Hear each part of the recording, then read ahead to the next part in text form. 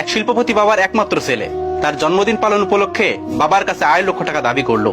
এর মধ্যে তার মা চলে আসলো এবং বলল, এই সম্পদ তো একদিন সবই তার হয়ে যাবে, তাকে দিয়ে দাও, তার মনে কষ্ট দিও না। বাবা তখন বললেন, আমি তোমার ছেলেকে যদি একটা উড়ান্ত প্লেনের পাইলটের সিটে বসিয়ে আমি সেখান থেকে নেমে পড়ি দায়িত্ব দিয়ে, তাহলে কেমন হবে তুমি বলো? মধ্যবিত্ত থেকে শিল্পপতি হয়ে ওঠা স্বামীকে বোঝেন বলেই মহিলা আর কোনো কথা বললেন না। বাবা তখন বললেন, ঠিক আছে, আমি তোমার ছেলেকে 2.5 লক্ষ টাকায় দেবো, সে যদি আমাকে উপার্জন করে 250 টাকা এনে দিতে পারে।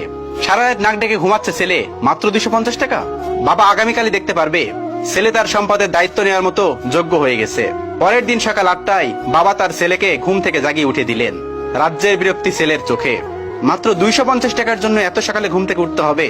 রেডি হয়ে নাস্তা সেরে একেবারে ফুলবাবু সেজে 250 টাকা উপার্জনের জন্য বের হয়ে গেলেন। পকেটে 1 টাকাও নেই, সাথে দেখার জন্য বাবা একটা লোকও দিয়েছেন। ঘর থেকে বের হওয়ার পর তার মনে হচ্ছে সে যেন একটা সমুদ্রের মধ্যে হাবুডুবু খাচ্ছে। বিনা পুঁজিতে টাকা কোথায় পাই, কোথা থেকে ধার নিবে সেটাও পারতেছে না, কারোর সাহায্য নিতে পারছে না, ভিক্ষাও করতে পারবে না। পরিশ্রম করে উপার্জন করতে হবে। ভাবতে ভাবতেই দুপুর হয়ে গেল। সামনে একটা রিক্সার গ্যারেজ, ঢুকে পড়লো সেখানে, কিন্তু অপরিচিত মানুষকে তারা রিক্সা দেবে না। হঠাৎ মাথায় একটা বুদ্ধি আসলো, রিক্সা পাইনি তো কি হয়েছে, রিক্সা ঠেলতে তো পারবে। তখন উঁচু ব্রিজগুলোতে রিক্সাওয়ালার সাথে একজনকে রিক্সাগুলোতে ঠেলে উপরে উঠিয়ে দিতে হতো। বিনিময়ে যাত্রীরা 1 টাকা করে দিত। নন্দলাল নাদুস নদুর জীবনে কোনো কাজ করেনি, 1 গ্লাস পানিও নিজে কখনো ঢেলে খায়নি, আর আজ তপ্ত রোদে রিক্সা ঠেলছে, তাও আবার পুরান ঢাকায়। 10টা রিক্সা ঠেলে 50 টাকা উপার্জন করলো।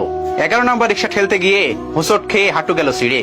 আবার উঠে দাঁড়াতে যাত্রীর হাতে 5 টাকা দিলে চোখে অঝোর ধারায় কান্না চলে আসলো। ঘন্টাখানেক পর হাঁটুর ব্যথা আর তীব্র হতে লাগলো। বিকেল পর্যন্ত গুনে কেবল 90 টাকা উপার্জন হয়েছে।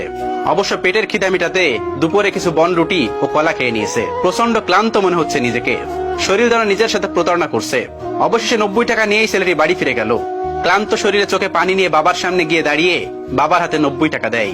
বাবাকে জড়িয়ে হু হু করে কাঁদতে কাঁদতে বলল, আমি পারিনি বাবা। তখন মায়ের অজর ধারা গুনগুন কান্না পরিবেশটা আরো ভারী করে তুলছে। ছেলের বিধ্বস্ত ক্লান্ত চেহারা, হাঁটুর কাছে ছেঁড়া প্যান্ট দেখে বাবা একটা গাজল হাসি উপহার দিল। ছেলের কাঁধে হাত রেখে বাবা বলল, এখন তুমি আমার সঙ্গে সায়দাবাদ থেকে হেঁটে বুড়িগঙ্গা নদীর কাছে যাবে।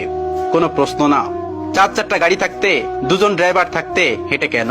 ছেলের জিজ্ঞাসা চোখে বাবা বললেন, বাবা আজকের এই পজিশনে তো আমি একটু একটু করে এভাবে এগিয়ে এসেছি, গাড়ি বা বিমানের গতিতে আসিনি। তুমি তো মাত্র একটা দিন কষ্ট করেছো, একটু ধৈর্য ধরো।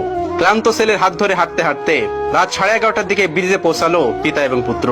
শান্ত নদী রেলিং ধরে দাঁড়িয়ে বাবা বললেন, তুমি আমার হাতে 90 টাকা দিয়েছো তাই না? ছেলে বললেন, জি বাবা, আমার জীবনের প্রথম উপার্জন। বাবা বললেন, আমি জানি তোমার এই টাকাগুলো উপার্জন করতে তোমার অনেক কষ্ট করতে হয়েছে। এখন আমি তোমাকে যা বলি শোনো। আমি জানি আমার ছেলে ছোটবেলা থেকে অঙ্কে খুবই ভালো গুনতেও পারে আশা করি। আমি তোমার উপার্জনের 90 টাকা পানিতে ছুড়ে ফেলবো, আর তুমি বলতে থাকবে বাড়তি কয় টাকা রইলো। বাবা তার সমস্ত শক্তি দিয়ে একটা একটা করে কয়েন নদীর পানিতে ফেলতে লাগলো। এরপর বাবা বললেন, এখন কত টাকা রইলো? ছেলের কষ্টের পয়সা নদীতে তলিয়ে যেতে দেখে কাঁদতে কাঁদতে বলল, বাবা 85 টাকা।